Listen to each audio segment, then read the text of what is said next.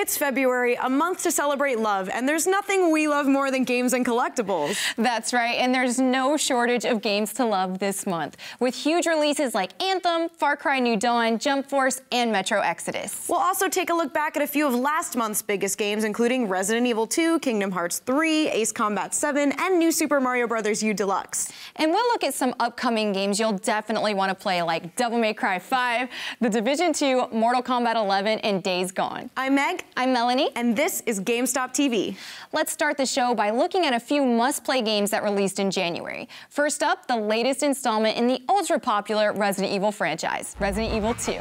When Resident Evil 2 released in 1998, it sent players on a terrifying adventure through Raccoon City in a fight to survive a mysterious viral outbreak. I think it's really amazing how influential the series has been, with more than 25 games, 6 live-action movies, 4 animated movies, and more than a dozen novels. It just goes to show how huge this franchise is. For real, and I feel like even if you haven't played all of the games, the characters are so recognizable. Of course, yeah. And they're so awesome, so everybody knows a little bit about Resident Evil at least. Right. And now the survival horror masterpiece has been completely reimagined for modern consoles, which is really awesome, with lifelike visuals, updated gameplay, and intense atmospheric sound. Yeah, the characters, environments, and the story have all been overhauled in a way that feels both new and also familiar. So whether you've already played Resident Evil 2 before or not, this is a fresh experience for you. Yes, and so this isn't just a port or a remaster, it is completely rebuilt and reimagined. And I love that, because it's great for returning fans and also new fans, because, you know, like I said, it's a brand new experience, and it's not like they just quickly remastered it. They really took the time to fully rebuild it. And with the more lifelike graphics and stuff, it's a lot more scary. Yeah, and immersive. Because when I played it, I was like, wait a minute, I don't remember this being quite this scary when it was all blocky PS1 graphics. Yeah. So you can also experience the story from 2 completely separate perspectives as well. You've got Leon Kennedy, a rookie police officer, and Claire Redfield, a college student searching for her brother. And as great as the original Resident Evil games were, it feels really good to play with modern controls and that over-the-shoulder camera. It just puts you right in the middle of the action.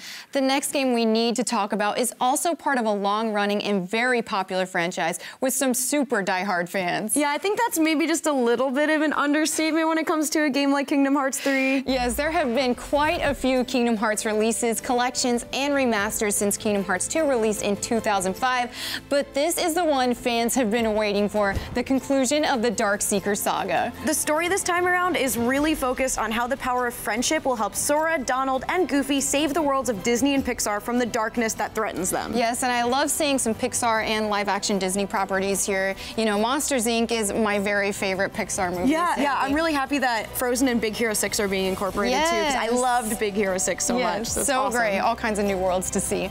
And new worlds aren't the only addition to Kingdom Hearts 3. There are also some new gameplay mechanics that will add some serious fun and strategy to the game. Yeah, the ability to switch keyblades on the fly makes for a much more fluid experience, and seeing all those Disney Parks attractions summoned on screen is kind of incredible. Another really cool aspect of Kingdom Hearts 3 is the ability to play through more than 20 mini-games based on classic Disney short films. Yes! Disney makes amazing short films, so I just think this is so cute. They do. I'm really glad they're getting some love in the game. Yeah. It's awesome.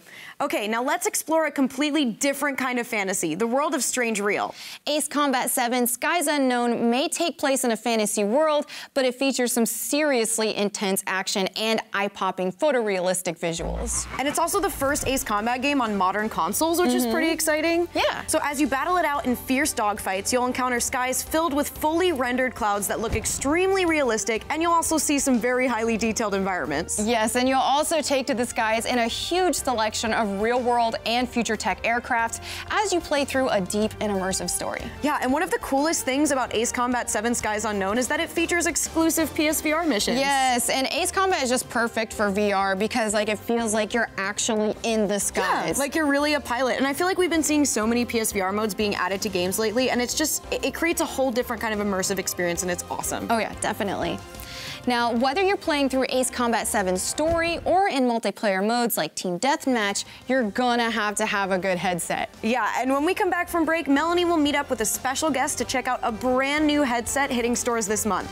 Don't go anywhere. GameStop TV will be right back.